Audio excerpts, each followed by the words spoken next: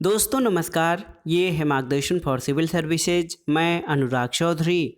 दोस्तों TGT, PGT और LT grade परीक्षा के लिए इतिहास के महत्वपूर्ण प्रश्नों के प्रैक्टिस सेट में इस वीडियो में हम सॉल्व करेंगे भारतीय इतिहास के महत्वपूर्ण प्रश्नों का प्रैक्टिस सेट संख्या 25।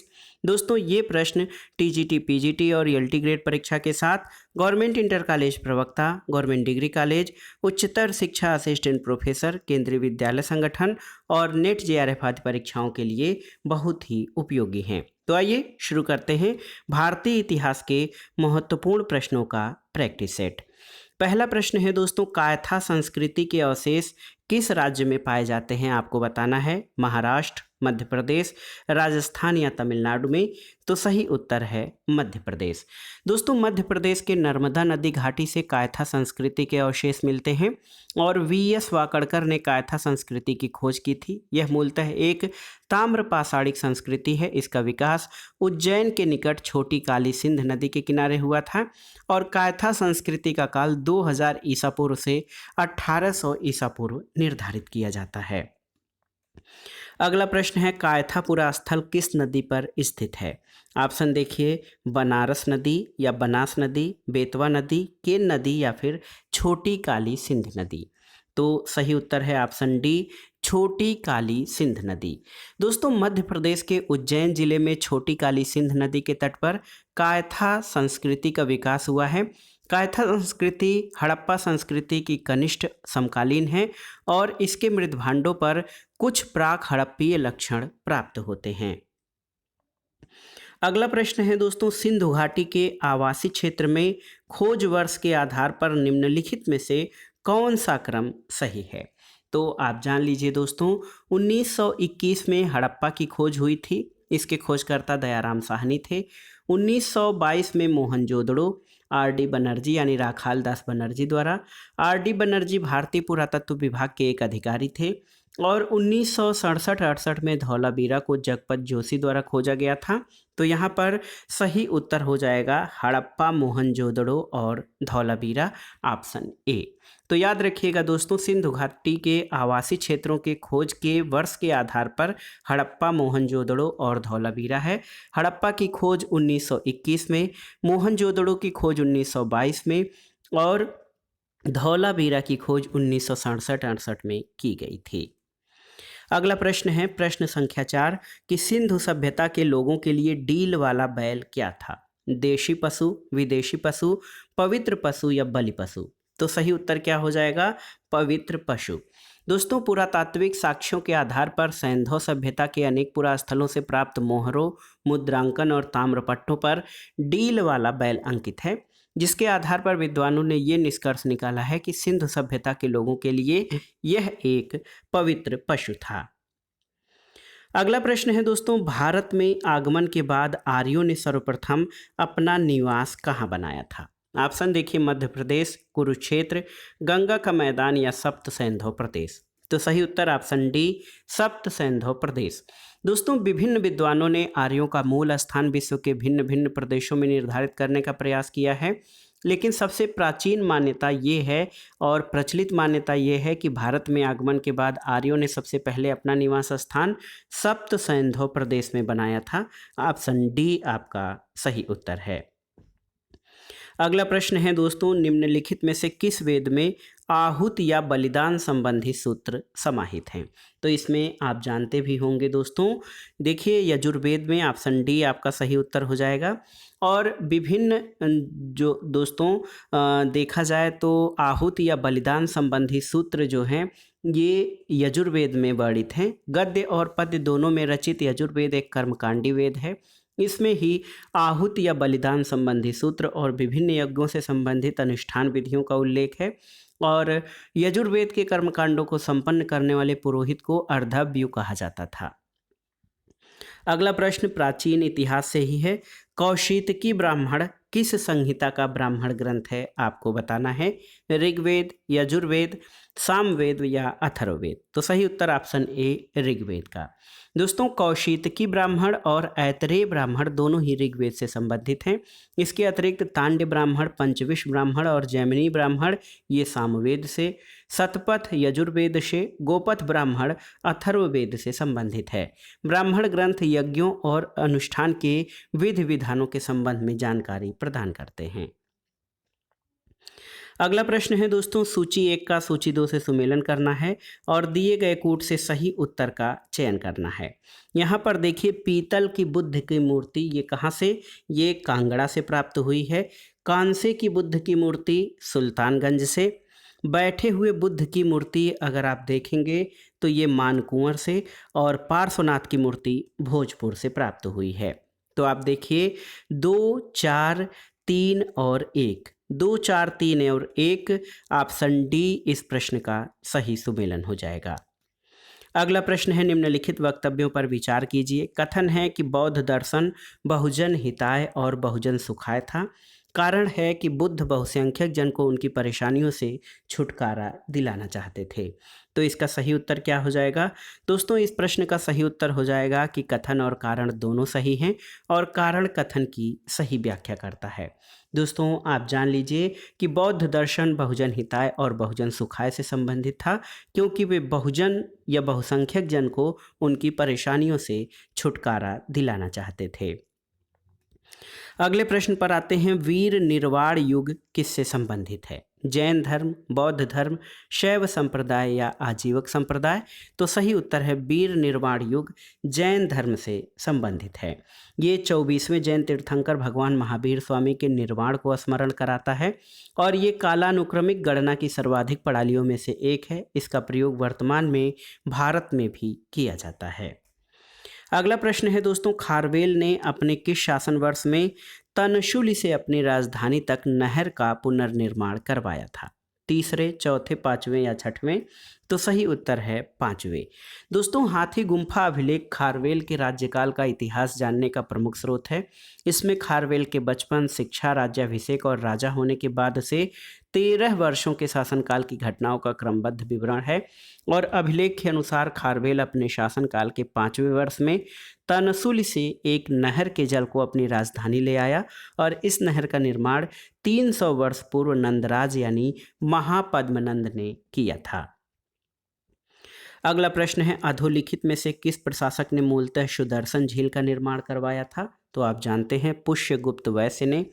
दोस्तों, शक महाक्षत्रप रुद्रदामन के गिरनार अभिलेख से ये ज्ञात होता है कि चंद्रगुप्त मौर्य ने पश्चिमी भारत में सौराष्ट्र तक प्रदेश जीतकर अपने प्रत्यक्ष शासन में समाहित किया था और इस अभिलेख से ये जानकारी मिलती है कि इस प्रदेश में पुष्यगुप्त वैश्य चंद्रगुप्त मौर्य का राज्यपाल था और उसने वहाँ सुदर्शन नामक झील का निर्माण करवाया था।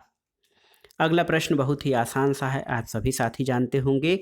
मौर्य वंश का प्रथम सम्राट कौन था? तो उत्तर है चंद्रगुप्त मौर्य। दोस्तों, आप जान लीजिए चंद्रगुप्त मौर्य की गणना भारत के महान शासकों में होती है। वह ऐसा पहला ऐतिहासिक सम्राट था जिसने बृहत्तर भारत पर अपना शासन स्थापित किया और जिसका विस्तार ब्रिटिश साम्राज्य से अधिक था। उसके साम्राज्य की सीमा ईरान से मिलती थी और उसने ही भारत को सबसे पहले राजनीतिक रूप से संगठित और एकताबद्ध किया था।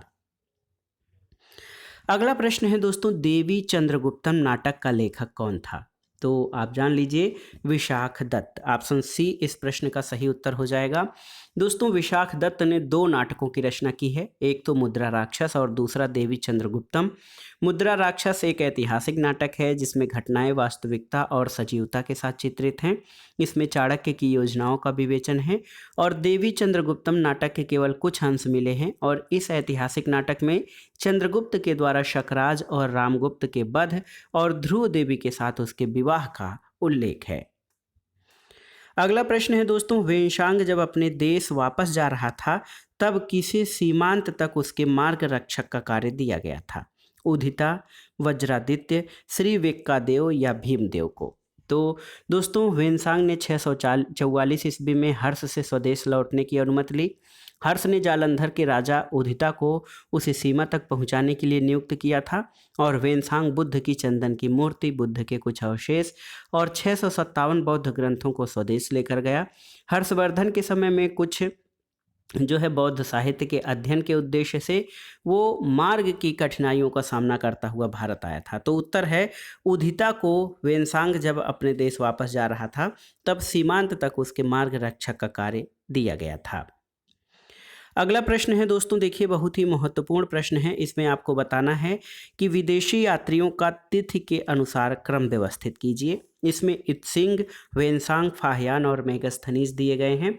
तो मेगास्थनीज सेल्यूकस निकेटर द्वारा चंद्रगुप्त मौर्य की राजसभा में भेजा गया यूनानी राजदूत था और चंद्रगुप्त द्वितीय के शासनकाल में चीनी यात्री फाहियान भारत आया था। हर्षवर्धन के समय में चीनी यात्री वेनसांग आया था और वेनसांग के समान इत्सिंग भी चीनी बौद्ध यात्री था जो उसके लौट जाने के बाद भारत की यात्रा पर आया था। तो क्रम क्या हो जाएगा, सबसे पहले मेगास्थनीज होगा, उसके बाद फाहियान, फिर वेनसांग और इत्सिंग। तो सही क्रम हो जाएगा 4 3 2 1। ऑप्शन सी इस प्रश्न का सही उत्तर है। अगला प्रश्न है दोस्तों, बोधि वृक्ष को नष्ट करने वाला शासक कौन था? शशांक, पुष्यमित्र शुंग, ईशान वर्मा या इनमें से कोई नहीं? तो सही उत्तर है शशांक। दोस्तों हर्ष का समकालीन गौड़ नरेश शशांक एक कट्टर शैव था। उसके सिक्कों पर शिव और नंदी की आकृतियां उत्कीर्ण हैं।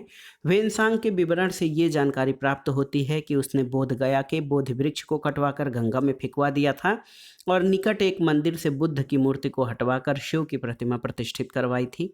इसके अलावा उसने पाटलिपुत्र के मंदिर में रखे बुद्ध के चरण चिन्ह अंकित पाषाण स्तंभ को गंगा नदी में फेंकवा दिया था।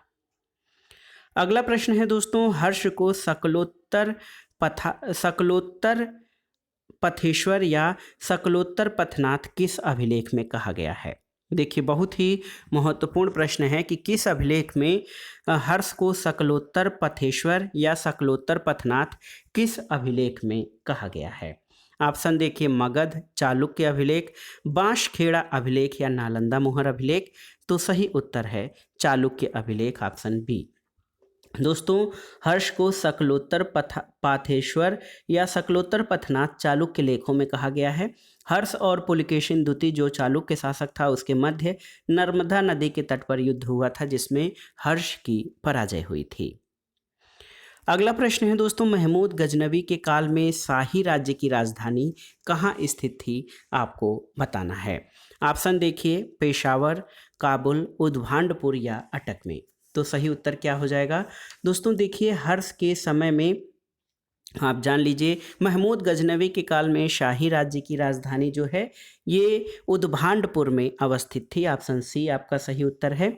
और महमूद गजनवी का पहला महत्वपूर्ण आक्रमण 100 ईस्वी में हिंदू शाही राजवंश पर हुआ और यहाँ की राजधानी वहंद या उद्भांडपुर थी। हिंदू शाही वंश का शासक जयपाल था और इसका राज्य पंजाब से सिंध तक फैला था। अगला प्रश्न है, निम्न में से कौन सी एक महिला मध्यकालीन युग में शासिका नहीं रही है? रजिया सुल्ताना, रानी रुद्रमा देवी, ताराबाई या रोशन आरा। तो इसमें आपसे पूछा गया है कि कौन सी महिला मध्यकालीन युग में शासिका नहीं रही है? तो ये हैं रोशन आरा। दोस्तों सल्तनत काल में इल्तुतमिश की पुत्री रजिया सुल्ताना ने 1236 से 1240 तक, रानी रुद्रमा ने 1261 से 1289 तक काकतीय वंश का, और दोस्तों आप जान लीजिए शिवाजी के द्वितीय पुत्र राजा राम की पत्नी ताराबाई ने मराठा साम्राज्य पर, और इन लोगों ने मध्यकालीन युग में शासन कार्य किया था। रोशन आरा मुगल बादशाह शाहजहां और मुमताज़ महल की पुत्री थी।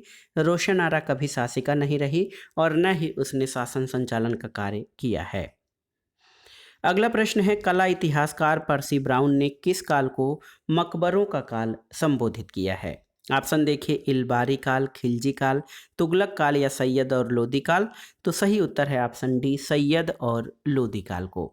दोस्तों आप जान लीजिए कि सैयद और लोदी काल में बने मकबरे महत्वपूर्ण थे। इसे देखते हुए इतिहासकार पर्सी ब्राउन ने सैयद और लोदी काल को मकबरों का काल कहा है। इस काल में मकबरों को दो भागों में विभाजित किया जा सकता है, एक तो अष्टभुजाकार और दूसरे चौकोर। अष्टभुजाकार मकबरे सुल्तानों के लिए बनवाए जाते थे, चौकोर मकबरे अमीरों के लिए बनवाए जाते थे। अगला प्रश्न एक महत्वपूर्ण कृति के बारे में पूछा गया है कि तारीख़ फिरोज शाही का लेखक कौन था।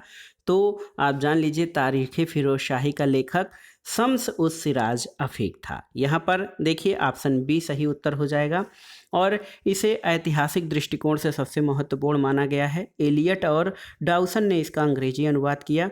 याहिया बिन अहमद ने सैयद शासक मुबारक शाह के संरक्षण में तारीख़ मुबारक शाही लिखी, जो सैयद शासकों के इतिहास को जानने का एकमात्र स्रोत है। तो याद रखिएगा, तारीख़ फिरोज शाही शम्स ए सिराज अफीक की रचना है।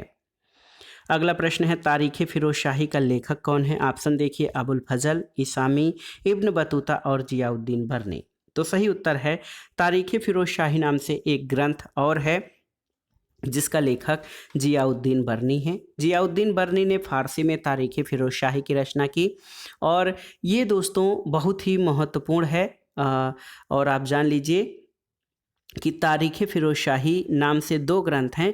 एक तो शम्स उस सिराज अफीफ द्वारा लिखा गया है। फिरोज शाह तुगलक ने फुतूहात फिरोज शाही अपनी आत्मकथा की रचना की थी और तारीख़ फिरोज शाही शम्स उस सिराज अफीफ की रचना है। इसी तरह एक अन्य महत्वपूर्ण कृति तारीख़ फिरोज शाही जियाउद्दीन बर्नी के द्वारा लिखी गई है। अगला प्रश्न है दोस्तों, एक कथन है कि मुझे नहीं मालूम क्या कानूनी है क्या गैर कानूनी, मैं राज्य की आवश्यकता के अनुसार कानून बनाता हूँ। ये कथन किसका है। ऑप्शन है बलवन, अलाउद्दीन खिलजी, फिरोज तुगलक या रजिया सुल्तान। तो सही उत्तर है ऑप्शन बी, अलाउद्दीन खिलजी। दोस्तों, अलाउद्दीन दिल्ली का पहला सुल्तान था जिसने धर्म पर राज्य का नियंत्रण स्थापित किया और इस संदर्भ में अपनी नीति की व्याख्या करते हुए उसने ऐसा कहा था। अलाउद्दीन ने राजपथ के विषय में बलवन के विचार को पुनः जीवित किया था। वो राजा की सार्वभौमिकता में विश्वास करता था जो पृथ्वी पर ईश्वर का प्रतिनिधि मात्र है। उसने अपनी शक्ति की वृद्धि के विषय में खलीफा की अनुमति लेना आवश्यक नहीं समझा, इसलिए उसने खलीफा से अपने पद की मान्यता प्राप्त करने के संबंध में कोई भी याचना नहीं की थी। अगला प्रश्न है दोस्तों, किसने अमीरान ए सदा की स्थापना की, जो एक प्रशासनिक संगठन था और जिसके सदस्य राजस्व संग्रहकर्ता और सैन्य अधिकारी होते थे। ऑप्शन देखिए, मोहम्मद बिन तुगलक, फिरोज शाह तुगलक, अलाउद्दीन हसन बहमन शाह या तजीदुद्दीन फिरोज शाह। तो सही उत्तर है मोहम्मद बिन तुगलक। दोस्तों, दक्षिण भारत में मोहम्मद बिन तुगलक ने साम्राज्यवादी नीति का अनुसरण करते हुए दक्षिण भारत में सुदृढ़ प्रशासन स्थापित करने का प्रयत्न किया। उसके द्वारा स्थापित प्रशासनिक अंगों में अमीरान ए सदा, जो अनुमानतः 100 ग्रामों के समूह पर नियुक्त अधिकारी होते थे, ये अत्यंत ही महत्वपूर्ण थे। ये अधिकारी सादी भी कहलाते थे और इनकी स्थिति सल्तनत के अमीरों की समान थी। ये सादी न केवल राजस्व वसूल करते थे वरन स्थानीय सैनिक टुकड़ियों के भी प्रधान होते थे। अगला प्रश्न है दोस्तों, सल्तनत काल में उत्तराधिकार का सामान्य नियम क्या था। ऑप्शन देखिए, जन्म की वरीयता के आधार पर, अग्रजाधिकार नियम के अनुसार, पूर्व सुल्तान द्वारा नामांकन या अमीरों के मंतव्य और गद्दी के लिए दावेदार व्यक्ति की अपनी शक्ति और क्षमता तथा योग्यता। तो सही उत्तर ऑप्शन डी, सल्तनत काल में उत्तराधिकार का सामान्य नियम अमीरों के मंतव्य और गद्दी के दावेदार व्यक्ति की अपनी शक्ति और क्षमता तथा योग्यता थी।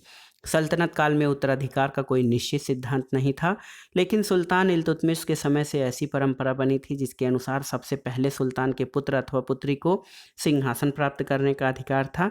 सुल्तान को अपनी संतानों में से किसी को भी अपना उत्तराधिकारी नियुक्त करने का अधिकार था, चाहे वो स्त्री हो या पुरुष, वयस्क हो या अल्पायु, लेकिन इसमें स्त्रियों और अल्पायु शहजादों के सिंहासन पर बैठने और शासन करने के प्रयोग असफल हो गए। इसके परिणाम स्वरूप पैतृक अधिकार को उसी समय स्वीकार किया जाए जब उत्तराधिकारी योग्य होता था। अगला प्रश्न है दोस्तों, जहांगीर के निम्नलिखित पुत्रों में से नूरजहां ने अपनी शक्ति के प्रारंभिक दिनों में किसे संरक्षण दिया था। खुर्रम, खुसरो, परवेज या शहरयार। तो सही उत्तर है खुर्रम को। आप जान लीजिए, जहांगीर से विवाह के बाद नूरजहां ने नूरजहां गुट का निर्माण किया। इस गुट के प्रमुख सदस्यों में गियास बेग या एतमादुद्दौला, जो कि नूरजहां के पिता थे, अस्मत बेगम नूरजहां की माता, आसफ खान नूरजहां का भाई और शाहजादा खुर्रम जो बाद में शाहजहां हुआ। तो इससे स्पष्ट है कि नूरजहां ने अपनी शक्ति के प्रारंभिक दिनों में खुर्रम को संरक्षण दिया था। अगला प्रश्न बहुत ही आसान सा है। मंसूर और माधव किसके दरबार के मुख्य चित्रकार थे? आपको बताना है। अकबर, जहांगीर, शाहजहां या औरंगजेब? तो सही उत्तर है जहांगीर। दोस्तों आप जान लीजिए, मुगल चित्रकला जहांगीर के काल में अपने शिखर या चरमोत्कर्ष पर पहुंची थी। जहांगीर चित्रकला का बहुत बड़ा पारखी था। और दोस्तों आप जान लीजिए कि जहांगीर के समय में प्रमुख चित्रकारों में अबुल हसन, इसको नादिर अज-जमा की उपाधि प्राप्त थी। उस्ताद मंसूर, जिसको नादिर अल असर की, अकारिजा, मोहम्मद नादिर, फर्रुख बेग, बिशनदास, मोहम्मद मुराद, मनोहर, माधव, गोवर्धन आदि ये प्रमुख चित्रकार थे। और जहांगीर के काल को मुगल चित्रकला का स्वर्ण काल कहा जाता है। अगला प्रश्न है दोस्तों, सुप्रसिद्ध कृति तबकात ए अकबरी की रचना किसने की थी? तो सही उत्तर है ख्वाजा निजामुद्दीन अहमद ने। दोस्तों तबकात ए अकबरी ख्वाजा निजामुद्दीन अहमद की रचना है। इसको तारीख़ निजामी के नाम से भी जाना जाता है। अगला प्रश्न है दोस्तों, कौन मुरक्का ए दहलवी का लेखक है? आपको बताना है। तो सही उत्तर है मुरक्का ए दहली का लेखक गुलाम हुसैन सैयद ताबतबाई था। ऑप्शन सी आपका सही उत्तर है। और मध्यकालीन इतिहास में या मध्यकालीन भारत में फारसी इतिहासकारों में ताबतबाई का प्रमुख स्थान है। वो अहमदनगर के निजाम शाही सुल्तान की सेवा में संलग्न था। अगला प्रश्न है दोस्तों, विलियम नॉरिस के नेतृत्व में एक मिशन व्यापारिक सुविधाएं प्राप्त करने के लिए किस मुगल सम्राट के दरबार में उपस्थित हुआ था? औरंगजेब, शाहजहां, जहांगीर या बहादुर शाह प्रथम? तो सही उत्तर है औरंगजेब के। इंग्लैंड के राजा विलियम तृतीय ने 1698 में एक कंपनी स्थापित की थी जो English company trading in the east के नाम से जानी गई।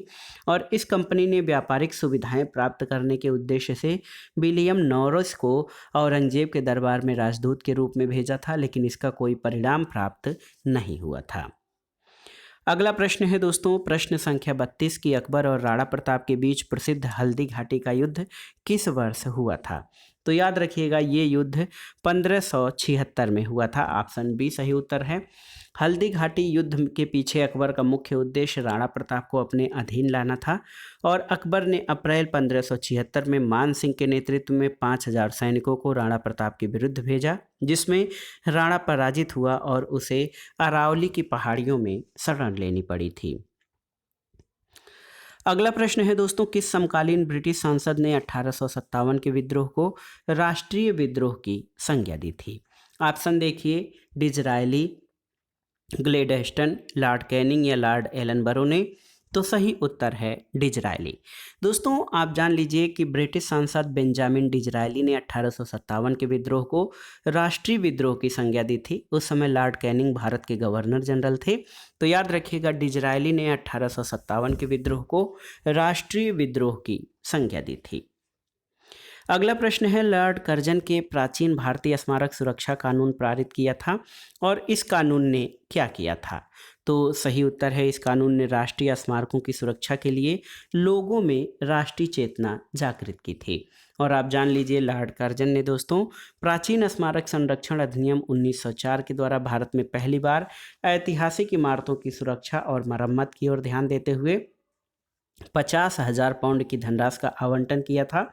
और इस कार्य के लिए भारतीय पुरातत्व संरक्षण को एकीकृत और केंद्रीकृत स्वरूप देते हुए जॉन मार्शल को इसका नया महानिदेशक नियुक्त किया गया था। अगला प्रश्न है दोस्तों, भारतीय राष्ट्रीय कांग्रेस के पहले मुस्लिम अध्यक्ष कौन थे? तो ये आसान सा प्रश्न है, बदरुद्दीन तैयब जी। ऑप्शन डी आपका सही उत्तर है। दोस्तों भारतीय राष्ट्रीय कांग्रेस के पहले मुस्लिम अध्यक्ष बदरुद्दीन तैयब जी थे और ये अधिवेशन मद्रास में 1887 में हुआ था, जिसमें 706 प्रतिनिधियों ने भाग लिया था। अगला प्रश्न है दोस्तों, भारतीय राष्ट्रीय कांग्रेस का आधिकारिक इतिहास लेखक कौन था? तो सही उत्तर क्या है? बी पट्टाभी सीतारामैया। दोस्तों आप जान लीजिए कि भारतीय राष्ट्रीय कांग्रेस का आधिकारिक इतिहास के लेखन का कार्य पट्टाभी सीतारामैया ने किया है। पट्टाभी सीतारामैया द्वारा लिखित पुस्तक 2 खंडों में वर्गीकृत है। इस पुस्तक से 1885 से 1935 तक भारतीय राष्ट्रीय कांग्रेस के इतिहास की जानकारी मिलती है और पट्टाभी सीतारामैया के अनुसार भारतीय राष्ट्रीय कांग्रेस एक संगठन से अधिक एक जीव है। अगला प्रश्न है दोस्तों, निम्नलिखित में से कौन सा गवर्नर जनरल या वायसराय इतिहास और पुरातत्व का विद्वान था? ऑप्शन देखिए, रिपन, बेंटिक, कर्जन या डफरिन। तो सही उत्तर क्या हो जाएगा? Lord Curzon. दोस्तों वायसराय लॉर्ड कर्जन इतिहास और पुरातत्व का विद्वान था। उसने प्राचीन स्मारकों की रक्षा के लिए 1904 में प्राचीन स्मारक सुरक्षा अधिनियम पारित किया और भारत में प्राचीन स्मारकों और पुरातत्व की रक्षा के लिए 50,000 पाउंड की धनराशि निश्चित की थी। अगला प्रश्न है दोस्तों, पिंडारियों को सुनहला झंडा किसने प्रदान किया था? ऑप्शन देखिए, जसवंत राव होलकर, माधवराव सिंधिया, मल्हार राव होलकर या जुझारू राव होलकर ने। तो सही उत्तर क्या हो जाएगा? दोस्तों सही उत्तर हो जाएगा, पिंडारियों को सुनहला झंडा मल्हार राव होलकर ने दिया था। ऑप्शन सी आपका सही उत्तर है। और दोस्तों पिंडारियों का पहला उल्लेख 1689 में मुगलों के महाराष्ट्र पर आक्रमण के समय का है। बाजीराव प्रथम के काल से ये अवैतनिक रूप से मराठों की ओर से लड़ते थे और केवल लूट में भाग लेते थे। अगला प्रश्न है दोस्तों, भारतीय राष्ट्रीय कांग्रेस के उदारवादी युग में भारतीय ग्लैडस्टोन की उपाधि किसे दी गई थी? तो ये थे दादा भाई नौरोजी। दोस्तों 4 सितंबर 1825 को बम्बई के एक पारसी परिवार में दादा भाई नौरोजी का जन्म हुआ था। वो 3 बार 1886, 1893 और 1906 में भारतीय राष्ट्रीय कांग्रेस के अध्यक्ष थे।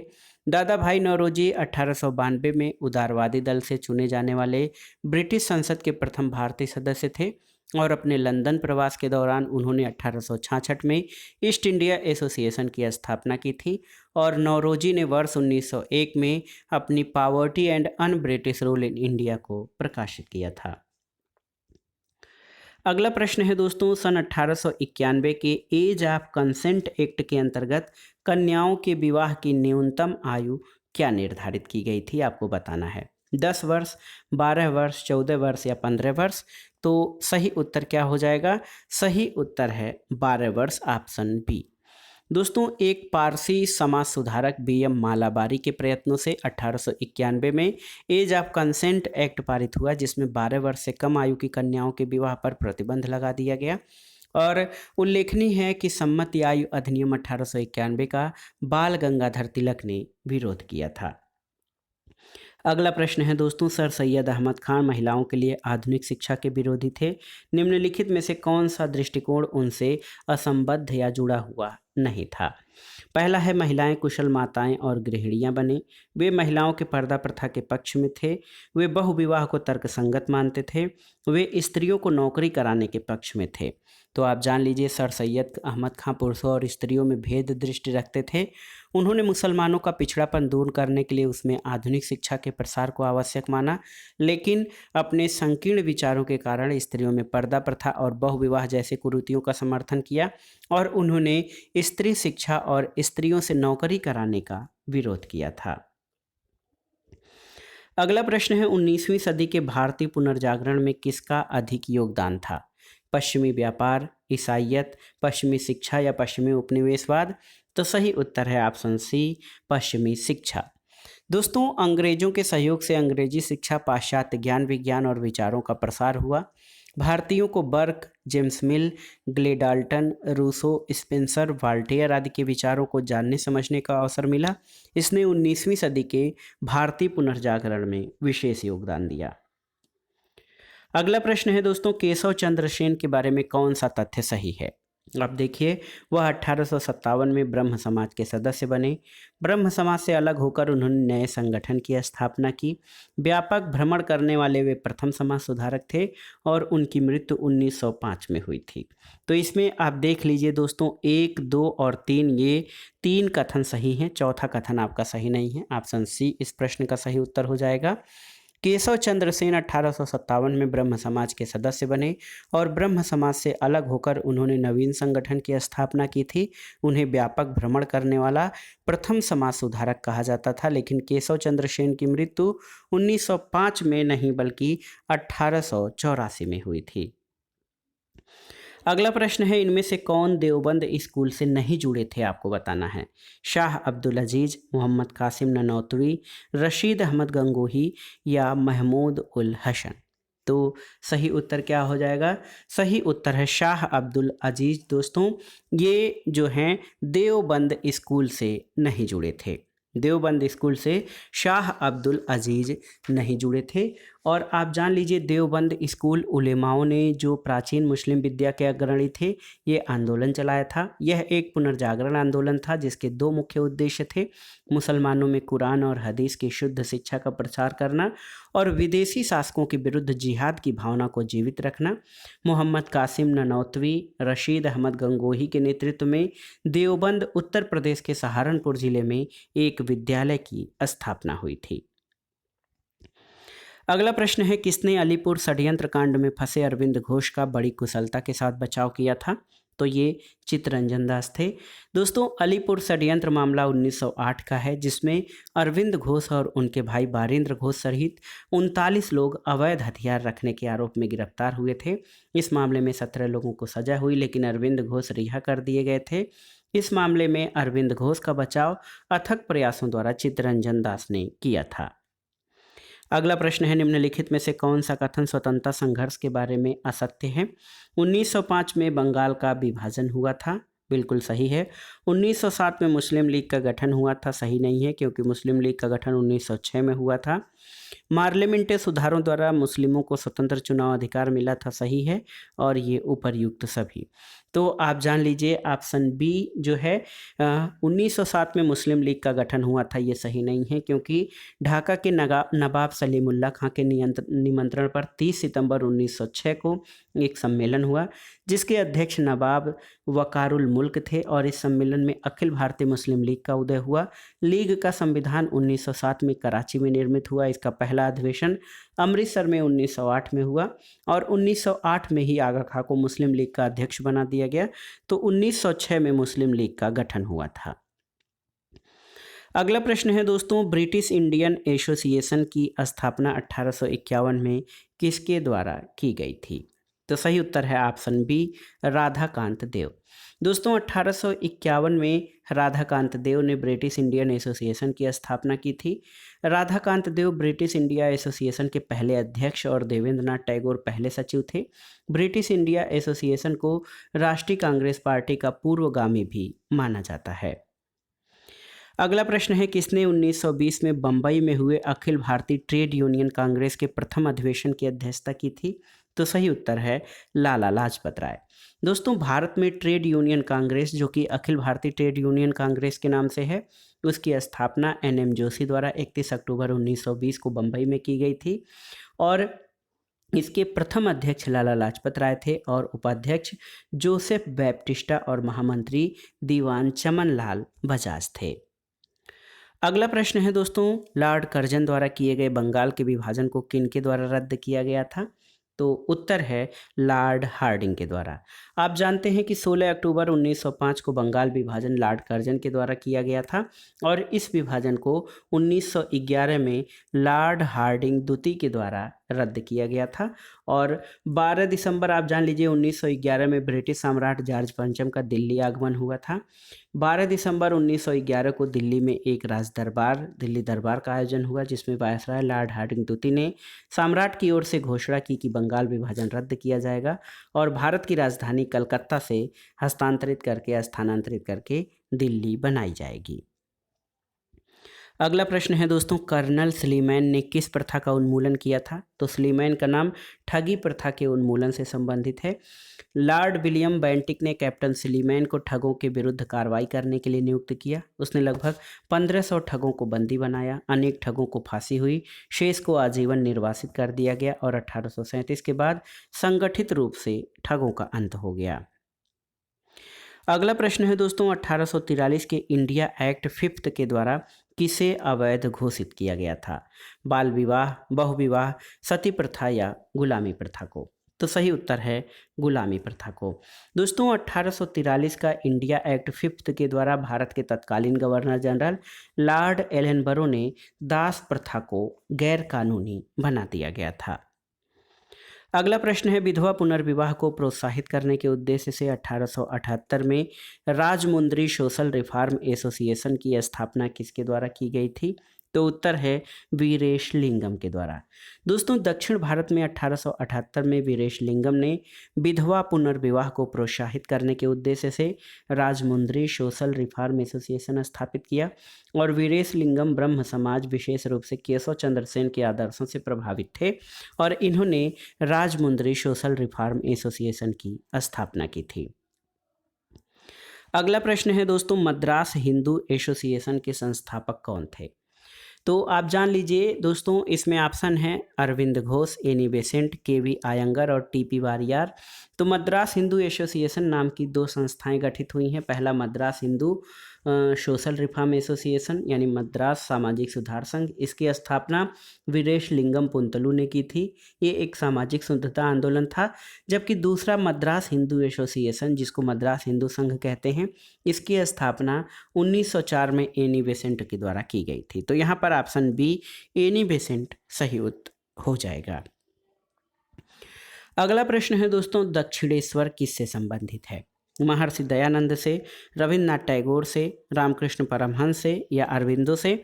तो सही उत्तर ऑप्शन सी रामकृष्ण परमहंस से। दोस्तों आप जान लीजिए कि रामकृष्ण परमहंस, जिनके बचपन का नाम गदाधर था, एक महान विचारक थे जिनके विचारों को उनके शिष्य स्वामी विवेकानंद ने संपूर्ण दुनिया में फैलाया। रामकृष्ण ने इस बात पर बल दिया कि ईश्वर तक पहुंचने के अनेक मार्ग हो सकते हैं। उन्होंने उपासना के सभी रूपों में एक ही परमात्मा की आराधना की बात कही और रामकृष्ण परमहंस कलकत्ता के एक मंदिर दक्षिणेश्वर के पुजारी थे। उनके शिष्य स्वामी विवेकानंद ने अपने गुरु की स्मृति में 1897 में रामकृष्ण मिशन की स्थापना की थी। अगला प्रश्न है दोस्तों दक्षिण भारत के निम्न जातियों के बीच आत्मसम्मान को जागृत करने वाले कौन थे? ऑप्शन देखिए स्वामी विवेकानंद, नारायण गुरु और कंदुकुरी वीरेशलिंगम या टी के माधवन। तो सही उत्तर है नारायण गुरु। आप जान लीजिए दोस्तों ये प्रश्न बहुत ही महत्वपूर्ण है। केरल के श्री नारायण गुरु ने जाति प्रथा के खिलाफ अपने संपूर्ण जीवन संघर्ष किया। उन्होंने ही मानव जाति के लिए एक धर्म, एक जाति और एक ईश्वर का नारा दिया। दक्षिण भारत में ब्राह्मणों द्वारा थोपी गई निर्योग्यताओं का मुकाबला करने के लिए ग्रैम्प ब्राह्मणों ने 1920 के दशक में एक आत्मसम्मान आंदोलन चलाया था।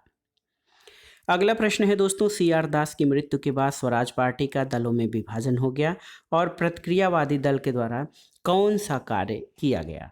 तो सही उत्तर है दोस्तों CR दास की मृत्यु के बाद स्वराज पार्टी का जो विभाजन हो गया था और प्रतिक्रियावादी दलों ने ब्रिटिश सरकार के साथ सहयोग करके हिंदू हितों की रक्षा करने का कार्य किया था। ऑप्शन ए आपका सही उत्तर है। अगला प्रश्न है निम्नलिखित में से किसने भारतीय विश्वविद्यालयों में धार्मिक शिक्षा का प्रबलता से वकालत किया था? तो आप जान लीजिए धार्मिक शिक्षा की प्रबलता से वकालत जो है ये मदन मोहन मालवीय ने किया था। ऑप्शन डी आपका सही उत्तर है। दोस्तों मदन मोहन मालवीय जो है अग्रणी राष्ट्रवादी और देशभक्त थे। वे आरंभ में एक स्कूल के अध्यापक थे, बाद में व्यवसाय से वकील रहे। उन्होंने भारतीय विश्वविद्यालयों में धार्मिक शिक्षा की वकालत की थी। अगला प्रश्न है सही क्रम व्यवस्थित कीजिए। Rowlatt act, Gandhi Irwin pact, Morley Minto सुधार और इल्बर्ट बिल में। तो आप जान लीजिए दोस्तों इल्बर्ट बिल 1883 का है, मार्ले मिंटो सुधार 1909 का है, रोलट एक्ट 1919 का और गांधी इरविन पैक्ट 1931 का। तो सबसे बाद में गांधी इरविन पैक्ट हो जाएगा। तो यहाँ पर ऑप्शन ए आपका सही उत्तर हो जाएगा। 4312। अगला प्रश्न है अखिल भारतीय मुस्लिम लीग ने अपने किस अधिवेशन में नागरिक अवज्ञा आंदोलन का खुलकर विरोध किया था? ये लाहौर अधिवेशन, अमृतसर अधिवेशन, इलाहाबाद अधिवेशन या लखनऊ अधिवेशन में? तो सही उत्तर है इलाहाबाद अधिवेशन। 1930 में अखिल भारतीय मुस्लिम लीग ने नागरिक अवज्ञा आंदोलन का घोर विरोध किया था। अगला प्रश्न है, निम्नलिखित घटनाओं को कालक्रम के अनुसार व्यवस्थित कीजिए। आप देखिए, साइमन कमीशन ये 1928, प्रथम गोलमेज सम्मेलन आप जान लीजिए, प्रथम गोलमेज सम्मेलन 1930 का है। क्रिप्स मिशन ये 1942 का है, 1942 का, और CR फार्मूला 1944 का है। तो सही क्रम क्या हो जाएगा? 1 2 3 4। देखिए, ऑप्शन बी इस प्रश्न का सही उत्तर हो जाएगा। सही कालानुक्रम, साइमन कमीशन 1928 में, प्रथम गोलमेज सम्मेलन 1930 में, क्रिप्स मिशन 1942 में, और CR फार्मूला 1944 का है। अगला प्रश्न है दोस्तों, उर्दू कवि जो द्वितीय और तृतीय गोलमेज सम्मेलन दोनों के प्रतिनिधि थे वो कौन थे? ऑप्शन देखिए, अरोड़ा आसफ अली, मोहम्मद इकबाल, खान अब्दुल गफ्फार खां, या फैज़ अहमद फैज़। तो सही उत्तर है मोहम्मद इकबाल। दोस्तों, उर्दू कवि मोहम्मद इकबाल द्वितीय और यानी दूसरे और तीसरे गोलमेज सम्मेलन दोनों में प्रतिनिधित्व किया था। अगला प्रश्न और आज के प्रैक्टिस सेट का आखिरी प्रश्न है कि मुस्लिम लीग ने प्रत्यक्ष कार्रवाई दिवस या डायरेक्ट एक्शन डे का आयोजन किस तिथि को किया था? तो उत्तर है 16 अगस्त 1946। ऑप्शन बी सही उत्तर है। 16 अगस्त 1946 को मुस्लिम लीग ने प्रत्यक्ष कार्रवाई दिवस का आयोजन किया था, और वायसराय के अंतरिम सरकार के फैसले के अस्वीकृत करते हुए मुस्लिम लीग ने स्वतंत्र और संपूर्ण प्रभुत्व संपन्न पाकिस्तान राज्य की स्थापना की मांग की, और इस तिथि को आतंक का माहौल बनाकर ये प्रदर्शित करने का प्रयास किया गया कि हिंदू और मुस्लिम एक साथ नहीं रह सकते हैं। इस कार्रवाई में नोआखाली दंगे का प्रमुख केंद्र रहा था। तो दोस्तों, ये था आज का जो है practice set, TGT PGT ELT grade, government inter college प्रवक्ता, गवर्नमेंट डिग्री कॉलेज, उच्चतर शिक्षा असिस्टेंट प्रोफेसर, केंद्रीय विद्यालय संगठन और नेट JRF के साथ विभिन्न परीक्षाओं के सामान्य अध्ययन के भारतीय इतिहास खंड के लिए ये वीडियो बहुत ही महत्वपूर्ण है। आप इन प्रश्नों को तैयार कर लीजिएगा। वीडियो आपको कैसा लगा हमें कमेंट बॉक्स में ज़रूर बताइएगा। वीडियो को लाइक करें, शेयर करें, और इस चैनल मार्गदर्शन फॉर सिविल सर्विसेज को सब्सक्राइब करें। वीडियो देखने के लिए धन्यवाद दोस्तों। नमस्कार।